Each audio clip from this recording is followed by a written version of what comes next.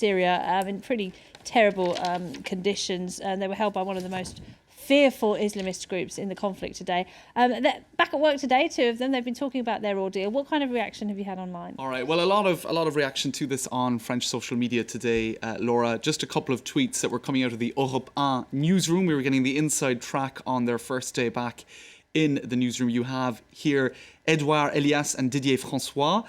Didier François was a reporter, Edouard Elias a freelance photographer, and here he is taking photographs, so he's clearly back in form, and that's what one of his colleagues at Europe 1 was saying. Things are getting back to normal. La vie reprend. And another photo that illustrates that is that posters that have been up to draw attention to the fact that they were missing, to keep that in people's minds, to raise awareness. Those photos are being taken down, no more need for them. So a lot of feel-good tweets about the return of those journalists to the workplace. Now, French journalists and journalists everywhere tend to criticise where they can, and that was the case of one journalist at BFM really? Television who said, "Oh, fancy the timing of all of this! Isn't it funny how their release has come at an opportune moment where politics is tough for François Hollande, etc. And it's not the first time that hostages being freed comes at a convenient moment for politicians." Now, obviously, people came down like a ton of bricks on him on social media, saying that's a completely inappropriate thing to say. It's suggesting that the timing of this was orchestrated for political ends. And indeed, he rapidly retracted that, saying, "Look, it was simply a case of me expressing myself rather awkwardly." Now, it was also cartoonists having their say and being somewhat critical of things, well, at least reminding François Hollande that... What's he saying in the cartoon? What he's essentially saying is 4 hostages freed, but, the rest of the country is being held hostage by the economic situation. Bad joke.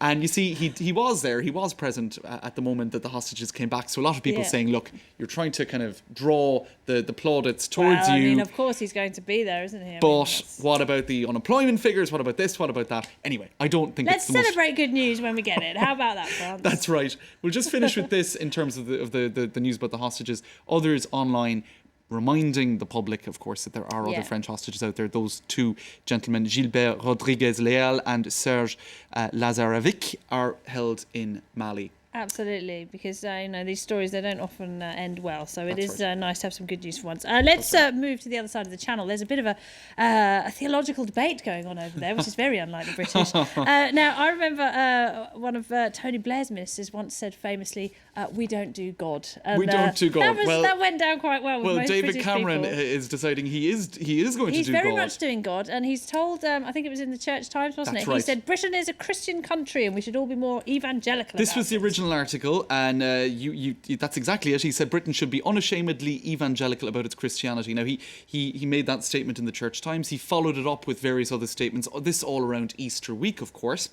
and it led to headlines such as this in The Independent: "Jesus invented the big society. I'm just continuing God's work." So I think they were being a little bit facetious about that. Well, I should say Tony Blair later went on to say that God told him to invade Iraq. Right. Better to leave God out of these discussions, I think.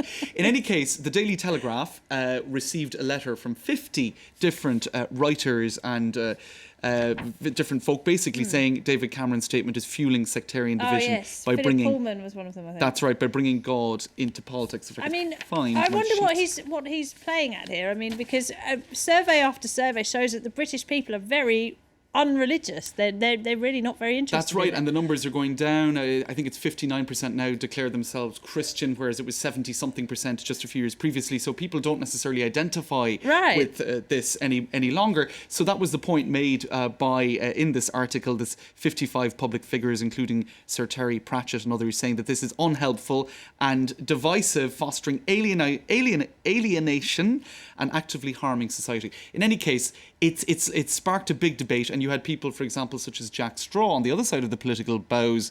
He was a foreign secretary in the Labour government, coming out in support of David Cameron's statement. So look, it's a big debate on Easter week. Perhaps funny to see how it's being illustrated by those geniuses over at the Huffington Post UK division. And I mean, David Cameron, he hasn't got many fans among the bishops either, because they're constantly criticising him for his austerity policies. So it's hard to see what he's doing. He's trying to be all things to all people and perhaps failing. Yes, absolutely. Now, in France, of course, there's a fierce secular tradition here, enshrined in law, very important. That's right. Politicians are not supposed to talk about religion at all. Nicolas Sarkozy, he broke that rule though once. That's right. I think what's interesting about this debate, certainly from a French point of view, because it has been covered a lot in France, is, you know, the head of the Church of England is the Queen of England. So this division between church and state is it's nothing like in France, where it's absolutely dogmatically secular, right? Yeah. So here, then you had Nicolas Sarkozy going back in 2012, 2011 as well, reminding the public of France's Christian roots, which he repeated it at a big rally on Trocadero just before the presidential election in 2012. You can see there, And France, of course, has the biggest number of Jews and Muslims. That's right. So I think a lot of people, Europe, you can understand how in France, given the secular state, which was designed, and let me quote from this article going back to 2012, which says that it was a cretinous thing for Sarkozy to do, to repeat this statement. He said, look, since 1789, when you had the French Revolution, it was recognised that kings and the church was to be sidelined, and all of this was to provide the necessary conditions for social peace and the emancipation of political debate. In other words, that you would have the public living together, whatever the faith. 2 seconds, can we see your cartoon? All right. Staying Very with the Christian quickly. theme, or the Yes, cross. Easter theme. But for poor François Hollande, the cross that he is bearing is indeed the cross of unemployment. Why all this talk of unemployment? Because last week he said there was no reason for him to run for re-election in 2017 if he didn't sort out the problem of unemployment in France. Putting his neck on the line. James Greenan. Absolutely is. Thank you very much Thanks, Laura. indeed. Now, time for our focus report. Now, the diplomats may have agreed to calm